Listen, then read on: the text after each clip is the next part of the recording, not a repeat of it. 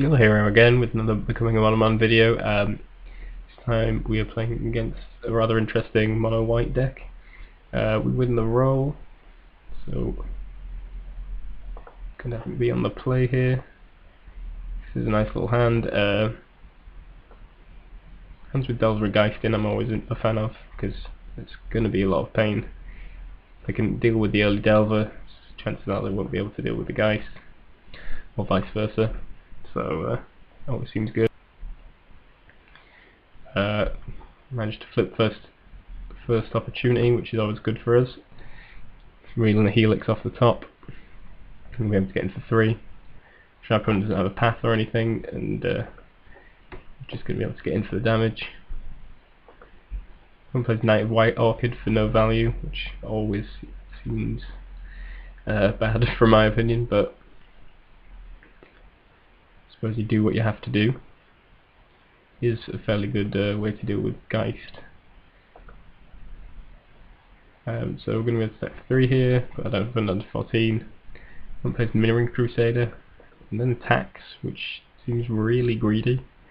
Given that he knows I've got Helix in hand, he can just kill his Crusader and attack for 6, 7, 8, 9. Yeah, so that seems like not a good idea from his perspective. So I just use the bolt here, take him to 6, down to 5. He's in a really bad position, and oh, we actually drew Snapcaster, didn't we? So we can Snapcaster bolt him down to 2, which leaves him dead pretty much any which way you look at it. We've actually got Helix in hand as well, which he knows. So yeah, that'll do it. And we managed to win on turn 4, which is pretty good. Well, it would have been turn 5, I suppose. We would have been tapped, but yeah, that worked out pretty well. Couldn't have gone much better, really. Let's go on to game 2. So we're obviously on the draw here. Sounds decent. We've got an early Delver, Storm Visions as well, Snapcaster, Bolt, and a Helix, which is a nice little combination of cards. If I just run out our Delver turn 1. One plays Core Firewalker, which is definitely an irritating one. I assume that came out of the board. He then plays a Sword of Fire and Ice, which is even worse for us. I mean, we still have Delver to apply pressure, but Core Firewalker plus Sword of Fire and Ice is a pretty horrible combination. Problem with Rest in Peace, we could have remanded it, but that doesn't do a great lot. Does make our Snapcaster a lot worse, which is really bad for us. But we do draw a path here, so that is an answer to Core Firewalker, which is good for us. We play the Sky Hunter, which seems fairly poor. So we can pass the Firewalker, kill the Sky Hunter. It still has a Fair, which we're going to Helix on our turn. I suppose we could do it in response to the sword attachment instead. That might have been better, I suppose. Opponent tries to play Light from Within, which I've just lost, which is like a chroma card that gives you massive pumps for having loads of devotion, essentially. But chroma, which predates that.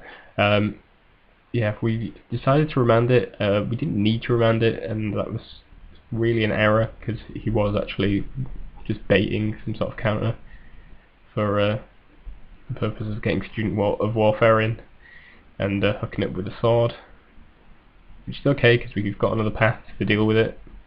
But as it turns out, that it doesn't work out so well for us.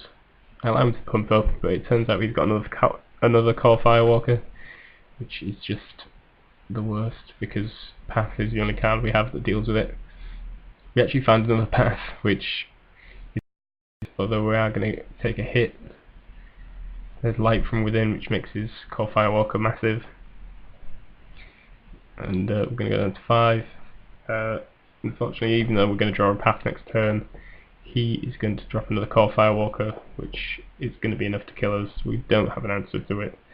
and unfortunately the Snapcasters aren't going to be able to Snapcaster our pass, thanks to Rest in Peace. So yeah, in theory we could have dealt with that situation.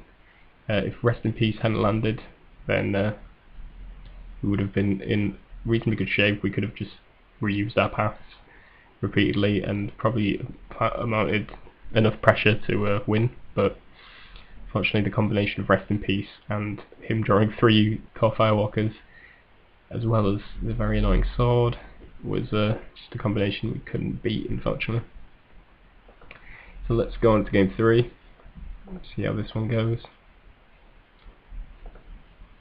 Didn't see that mulligan decision, but just assume it was correct. This hand is okay. I mean,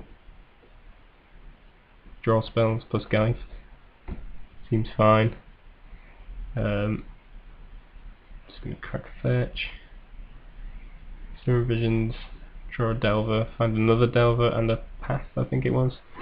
I think I just put the path on top. Could have got the Delver, or actually we couldn't keep on top because we only had fetches in hand. I think I messed that up. If I'd actually fetched beforehand, then that would have worked out okay, but we messed up. So unfortunately it didn't work out and we don't get to flip our Delver.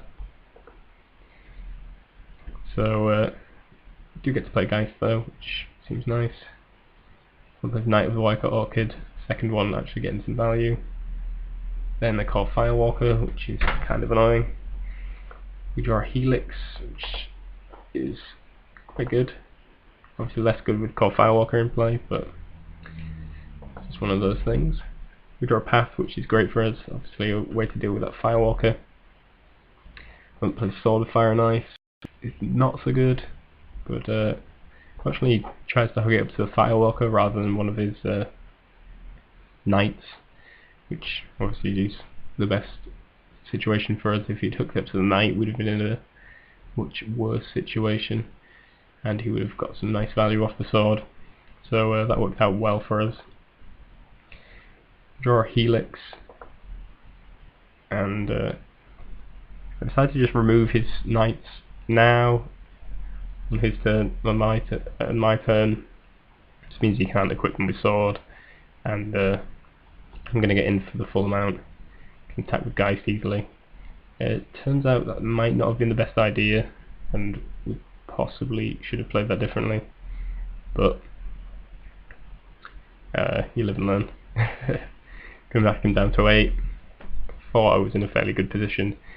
Fortunately he has a Knight of Meadowgrain, which has first strike and lifelink, and that means we are not in a great position to attack. He also steals our Delver, which means we can't knock him down. We've been able to put him down to 5 there. So yeah, that's not worked out so great for us. Actually, if we'd I'm not sure if we could have won there. I don't think we could have done. But yeah, Knight of Meadowgrain is just really bad for us. If we'd kept the Helixes, we could have dealt with that instead, and probably been able to grind out a win. Presumably we would have ended up sacrificing the Geist at some point, but thanks to Moreland Haunt we could have at least made it into a 1/1 flying token, and I think we would have been able to grind out the win. So that's just an error on our part, really.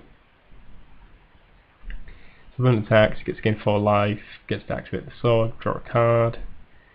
There's Knight Exemplar, which I'm not too bothered about, but we are just going to die here. Opponent's getting all the life back that we tried to take off him. Geist doesn't do anything, and yeah. Fortunately, that was it. Opponent tells me after the game that he only had 1 Sword of Fire and Ice and managed to draw it in both of his opening hands, which kind of the rubbins, I suppose, because that didn't work out well for us. And also we have Artifact Destruction, etc. that we sideboarded in that we didn't draw.